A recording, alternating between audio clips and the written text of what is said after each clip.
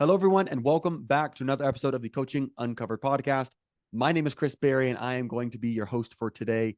Joining us, we have Seabron Skip Page. Seabron, how are you doing today? Doing great, Chris. Yeah. Nice to be with you. Nice to be with you as well. Before we jump into the specifics of your coaching business and kind of the details of all of it, can you just give everyone that's either watching or listening an understanding of what you coach people on? Sure. Let me gather my thoughts here. Yep. Here's what I do. I always tell people that you can begin by getting in touch with your inner self through movement. Movement means a consistent workout regime 2 or 3 days a week. I think exercise is just what everyone needs, although some people may not necessarily align with that. You must understand who you are by obtaining a human design template presentation to your body's intuitiveness. That's another feature that I have with my entire training program of 12 weeks. You have the intrinsic self that is internal, which you must learn to master. You must understand your own values that you will contend on how you interact with the world extrinsically. A human design reading can present your strengths and your weaknesses that will inform you of how your intuitive body works. You will learn that your body gives you signals on how to use your mind. We all think we do everything with our minds. We don't. Our body is also interactive because it's so intuitive. Your values understood, your intuitiveness understood, you can be discerning about how you use your energy in your interaction with others. And that's really about it. Yeah, very cool. So helping people, obviously, health is very important, and it's a foundation of everything. What made you get into this space? Okay. As a little kid, I wanted to be an athlete. I was an athlete, and I wanted to play baseball, and I had envisioned myself playing. I played grade school baseball in the Catholic school. I had envisioned myself going for other teams, getting up to the Pony League. I was a first baseman. I had a good bat. I wanted to play third base, and some things just kind of knocked me off. You know how really in life, how we're indoctrinated sometimes can knock you off of what you envisioned and maybe cause you not to believe in yourself. So when graduating from high school, I said, I got to find out why I didn't really intentionally study. So I began going to community college. And then I actually established the process of learning skills. And I ended up with a master's. Now I'm approaching hopefully a doctorate soon. So that kind of, I took off and I began to learn. And it's not so much about playing ball because I became a skier. I'm an athlete. And I've skied all over the country. And so I was able to facilitate just being myself and focusing and growing. For sure. I like it. And fitness is what really took me there, inclusive of study, but fitness woke me up. For sure. Well, the thing is oftentimes we can get so consumed in different aspects of life, whether it be business, relationships, this or that, whatever. And oftentimes we take things for granted until they're no longer there, right? Like you don't appreciate it until you no longer have it. And I think that with health and fitness and being an athlete, it's something that people don't really realize until it's too late, or they're like, oh my goodness. And rather than proactively trying to go ahead and do that, it's not there. So I think it's so important to make sure we have our fitness and health and everything in alignment. So I agree with you. And it takes time to learn. It's a progression, just like everything else. It's study, or if you're trying to learn how to play a sport, or if you're trying to establish any kind of skill, it takes time and practice. Absolutely. I agree.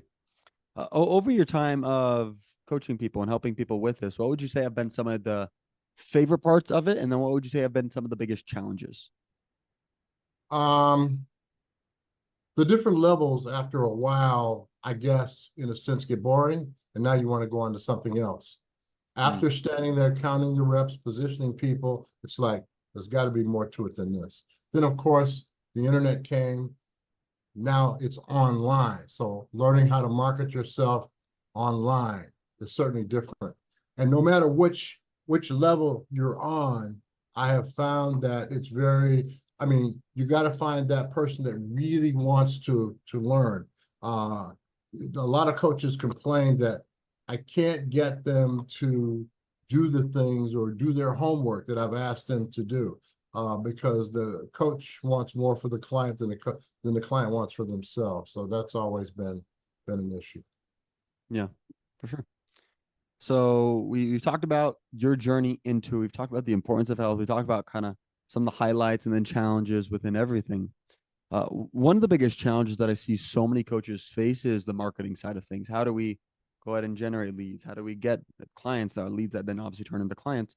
What have been the primary mediums that you've employed in the past and then you're employing right now to go ahead and get clients, would you say? Well, certainly passing out business cards in the mundaneness of the beginning. I used to get a Yellow Pages ad that helped out. Now there is no more Yellow Pages. In school, I think I had a program that emulated internet marketing, but how can you teach internet marketing? Because marketing always evolves. Technology evolves, marketing evolves. So marketing has always been, that tough nut to crack for me. So I hope I answered your question. Now I kind of went off course there.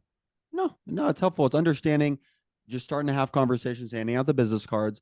But then there's obviously that's the other aspect too of just constantly growing and iterating and improving and trying different marketing things is basically what it is. Yeah. So let's say you've handed out business cards, let's even say word of mouth referrals, whatever it is. You now have a person in front of you that has expressed some level of interest. What is the next step that we go from there? How do you go ahead and take them from just having some sort of interest to actually being a paying client? You really have to have an intuitive elevator pitch. You have to understand how to express what it is that you do. I do several things, which is more than just taking you to the gym and teaching you how to train, teaching you the basics, teaching you what a training cycle is, balance, stabilization, strength, and power, understanding how that training cycle, the next training cycle is going to be slightly different. Now you're in somewhat condition, and you're a step up. And so how do you set up the next training cycle based on the first one? So it's the progression of getting in shape and understanding also that after 12-week training cycle, it's time for a rest. So in Yeah. that rest period, how long is it? How are you going to feel when you come back? Because if you take 7 days off, you're not going to be as strong as you were when you were in that progression. If you're a bodybuilder and you're into competition, their training is so intensive that after 4 days, they can feel their muscles coming back. So they get right back to the gym right away. On a more casual note, for someone who is not that intensive, it's a little bit different. You may take off 7 days. You may take off 2 weeks. And when you come back, it's not necessarily going to be the same. Even though you have muscle memory, it takes time to wake that memory up and get back to where you were. Yeah. Understood. So walking through, having a conversation with people, having to understand where they are, and then obviously, as you mentioned, just more than just the gym and kind of giving that understanding, kind of expressing your expertise and kind of giving them that, and then they feel confident and comfortable, like, yes, I want to move forward with you. Essentially, is the path. If they truly want to, yeah, there's different Okay. levels. What is it? It's the theoretical model on behavior change says that first stage, a person doesn't realize they have a problem. On the second stage, yeah, now they have the interest, and so they need to get with a coach to explain to them the levels of development that they're going to have to go through and where do they start. On LinkedIn, they talk a lot about, and they ask coaches a lot about functional training, which is probably a new high-tech buzzword. But what it means is, for example, if you have a client, let's just say there is no perfect spine. People have scoliosis and sometimes can't fit into a basic movement. So you have to improvise something that's basic to help them to grow into their workout. So those are some of the things that you have to know the basics enough so that you can know how to improvise with different people. Yep, absolutely. Okay. So at this point, we've talked about many different aspects of your business and everything that you've done. one thing, and I know you even mentioned it too, of marketing is a challenge sometimes of just learning all the different stuff and everything. A lot of people they're kind of in a similar boat. They're really great at what they do. They're experts, but some of these other aspects are not really sure. Kind of like, what steps do I take? What do I need to do? What are some of the best resources or places that you go to learn different aspects to grow your coaching business, to learn new strategies, whether this be, let's say, YouTube, whether it be Google, whether it be blogs, whether it be buying courses, programs, like where do you go to learn new things to constantly improve your coaching business? Well, I have spent a lot of money going to this group, that person to teach you this and that. And sometimes that program may sound good and you spend the money and you waste your money because it's not. Mm, Example, a lot of people talk about creating courses. Is yeah. courses right for you with where you're Mm, going? And so you have to really understand what you're trying to get to. And a lot of times you spend money in the wrong places mm, and waste it.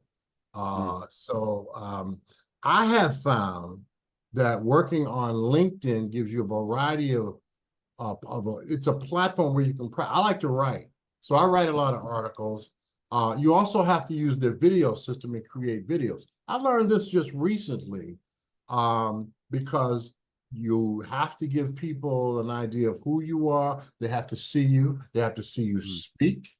They have to Yep. see you write and just your overall ideal of who you are. So LinkedIn has really been a good thing for me to work and practice and just, also you mentioned YouTube. That's another area. I do have the mic and the soundboard and the software. I have to put YouTube to Mhm. practice. So Yeah. that's something that as a matter of fact, I haven't done and I'm getting ready to do. Okay. Awesome. So that's in reference to where you're going and putting your content out, right? And everything, and kind of where you're doing a track, let's say within marketing. But when it Right. comes to you learning, like let's say learning other people, obviously you talked about some of these other coaching programs and everything like that that didn't necessarily work out. Are you also using LinkedIn and YouTube to like go find people that kind of give the answers of, hey, you should do this or do that? Or are you just kind of like, look, I'm gonna figure it out myself and try stuff? What do you typically do? Well, you have to know what it is that you offer and what you deliver. Mm-hmm. And let's just take Jesus Christ, for example, when he sent 12 disciples out there, Mm-hmm. he said, I'll make you fishers of men. And Mm-hmm. everyone isn't going to resonate you, but those people that resonate with your message, and you Mm-hmm. must master your message, which is your intuitiveness, which brings people to you. Yeah. I'm starting to get people saying, "Hey, I'd like to talk to you. Mm-hmm. Can you send me a link and we can have a discussion?"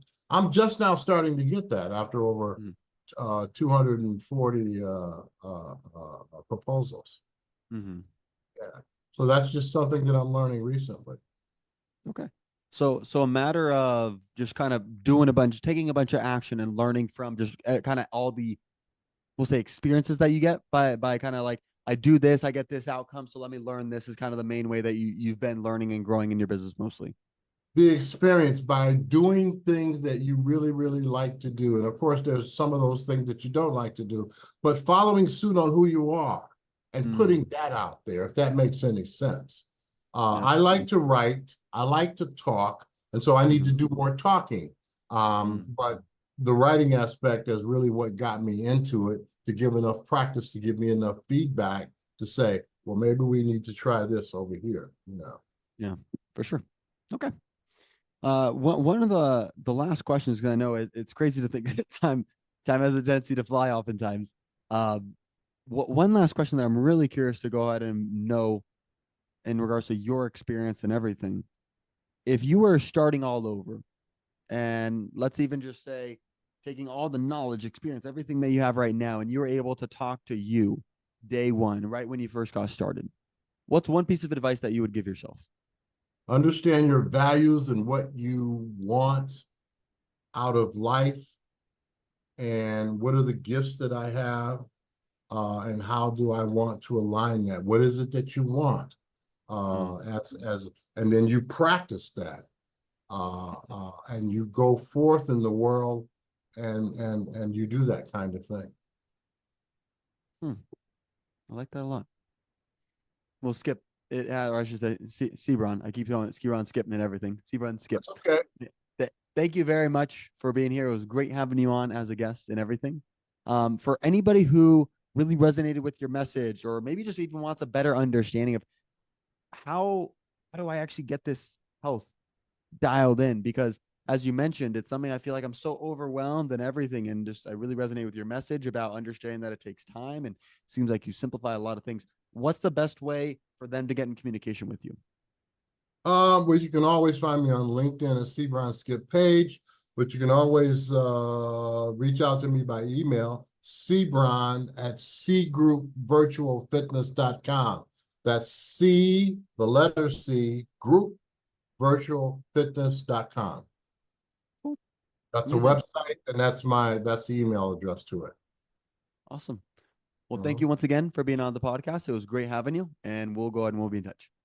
My pleasure, Chris. Thanks. Okay. Absolutely. Of course.